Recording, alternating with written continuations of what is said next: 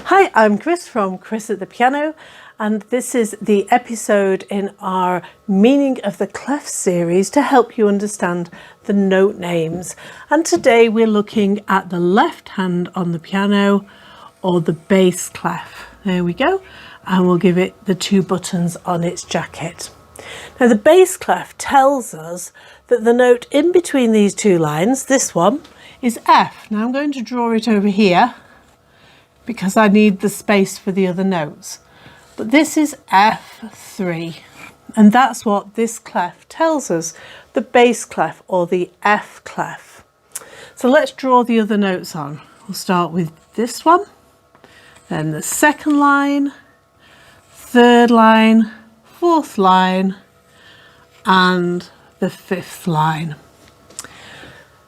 So we have a little rhyme to make this easier to learn all the space notes in one go. And the first word is great, which gives us the G.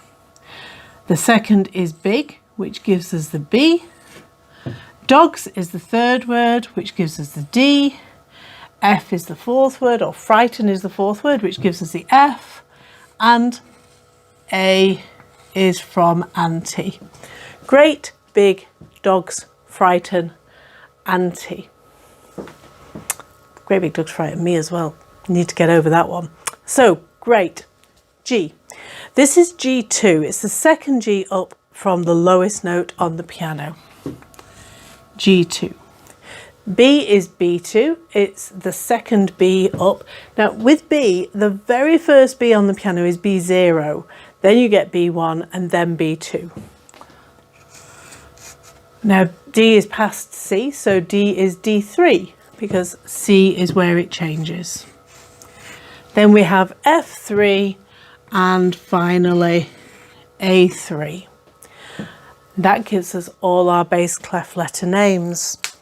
On the worksheet that you can download from the website, the details are below. All these are listed on the top line here. And if you don't like big dogs frightening auntie, you can make your rhyme here. Do let us know what your rhyme is in the comments.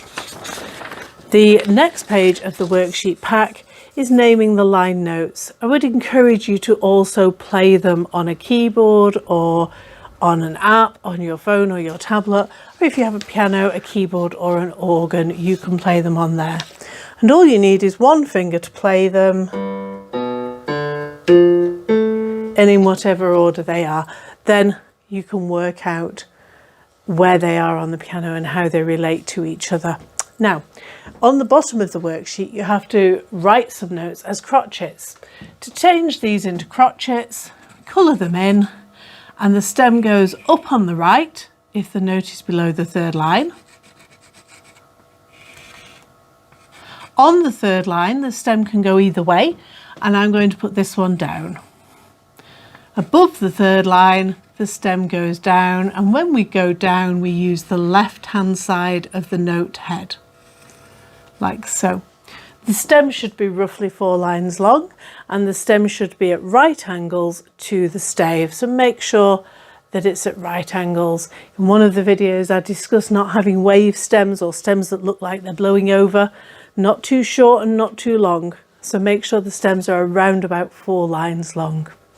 You can download the worksheet from the website. The details are down below. If you need any extra help with note names, do leave a message in the comments, and myself or one of my team will get back to you as soon as we can. Thank you for joining me, and if this has been helpful, please like and subscribe. Bye for now.